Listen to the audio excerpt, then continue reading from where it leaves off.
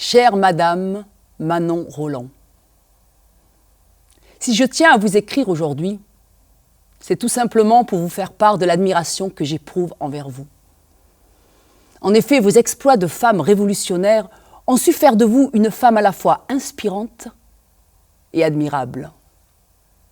Hormis le fait que vous ayez vécu dans l'accoutumance de toujours travailler dans l'ombre de votre mari, votre ouvrage a permis à votre cher époux, Jean-Marie Roland de la Platière, d'assurer sa carrière grâce à ce fameux salon dont l'influence politique fut considérable et que vous teniez à Paris. De plus, lorsque vous vous présentiez devant l'échafaud en 1793, vous n'avez pas baissé le regard.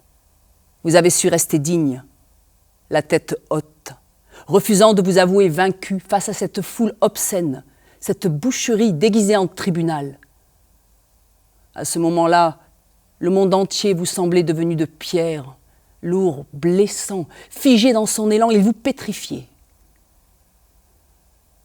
Malgré tout, vous avez su mourir dignement, avec toujours l'espoir qu'un jour on se souviendrait de cette femme que vous avez été et qui avait marqué l'histoire de la Révolution de 1789. Votre perte a toutefois causé celle de votre époux, qui, ne se remettant pas de votre exécution, se donna la mort par désespoir. Madame Roland de la Platière, les mots ne me suffisent pas pour exprimer la ferveur et l'admiration que vous évoquez en moi. Vous avez redonné de l'espoir à toutes ces jeunes filles et à toutes ces femmes en participant à cette révolution dont la majeure partie des membres étaient des hommes forts, courageux, qui couraient le long de la Bastille. À vous seuls, vous avez réussi à représenter les citoyennes françaises en prenant parti de cet événement aujourd'hui symbolique pour notre patrie. Vous n'étiez pas féministe, et pourtant, vous avez tout de même contribué à valoriser l'image de cette femme, tout simplement en participant à cette grande révolution.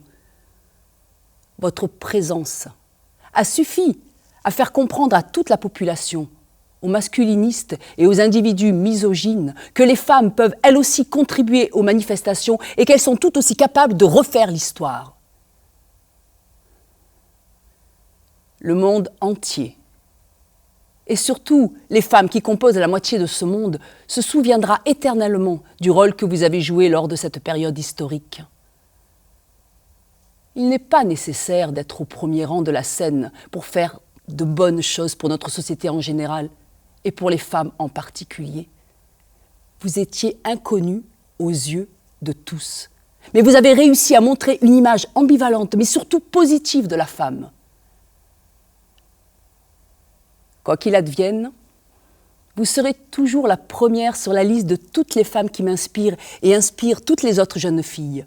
Car oui, il y a tant dans ce monde de femmes remarquables qui ont fait qu'aujourd'hui nous avons plus de droits et d'autorisation. Contradictoirement, à votre époque où la femme ne méritait pas sa place dans la société, la femme a amplement sa place dans la société. Elle a tout fait pour l'avoir et aujourd'hui, elle la mérite. À l'instar de toutes ces femmes, vous méritez votre place dans la société. Je vous prie d'agréer, Manon Roland, mes sentiments distingués. Une de vos plus grandes fans.